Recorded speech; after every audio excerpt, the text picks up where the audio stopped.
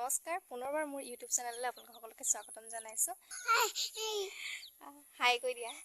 হাই।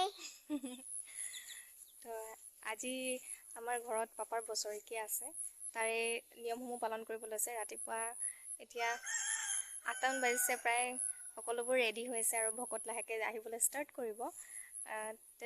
আজিৰ দিনটো কেনেকৈ কি কৰোঁ বা আমাৰ ঘৰত কেনেকৈনো পাপাৰ বছৰেকীয়া নিয়মটো পালন কৰে তাকে আপোনালোকক দেখুৱাবলৈ চেষ্টা কৰোঁ। তো ভিডিঅ'টো ষ্টাৰ্ট কৰোঁ।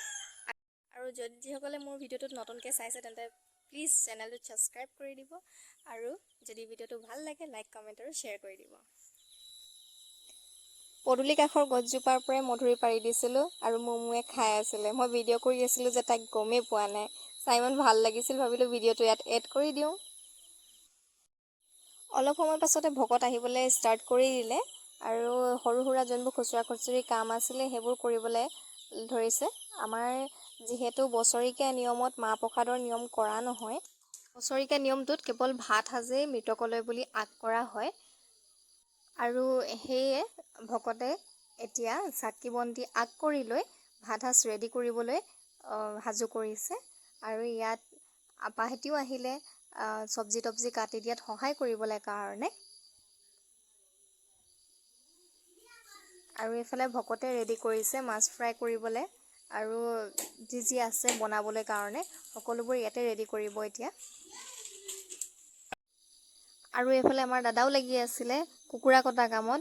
যিহেতু আমাৰ বছৰেকীয়া সকামত যিকোনো জীৱ এটা আগ কৰা হয়। ভকতে সকলোবোৰ কৰি মেলি আজৰি হৈ গৃহস্থক আশীৰ্বাদ দিবলৈ ল'লে আৰু মাহেঁতি ইয়াতে সেৱাকাৰী আছে। পাপা আজি নোহোৱা আমাৰ মাজৰ পৰা 7টা বছৰ হৈ গ'ল। যিসকলৰ নাই সেইসকলে নিশ্চয় উপলব্ধি কৰিব পাৰে। তাৰ বিষয়েনো আৰু কি বহলাই ক'ম। যি কি নহওক, তেখেত যেতিয়া নেকি আমাৰ লগত নাই, তেওঁ য'তেই আছে আমাক যেন তাৰ পৰাই আশীৰ্বাদ কৰি থাকে। আৰু বাতিটোত দেখি নিশ্চয় গম পাইছে এয়া কি হয়। এয়া আমাৰ মেণ্ডেটৰী। যিকোনো সকামত এই ভাগ নোহোৱাকৈ আমাৰ কোনো নিয়ম সম্পূৰ্ণ নহয়। সকলোৱে খাই বৈ আজৰি হোৱাৰ পাছত মায়ে তামোল পাণ আগ কৰি ভকতক বিদায় দিবলৈ ল'লে। তো এয়াই আজিৰ ভিডিঅ'টোত আপোনালোকক আমাৰ ঘৰৰ নিয়মসমূহ কিছুমান দেখুৱাবলৈ চেষ্টা কৰিলোঁ। যদি ভিডিঅ'টো ভাল লাগে লাইক আৰু কমেণ্ট কৰি দিব। তেন্তে আজিলৈ আহোঁ, পুনৰ আন এটা ভিডিঅ'ত লগ পাম আপোনালোকক।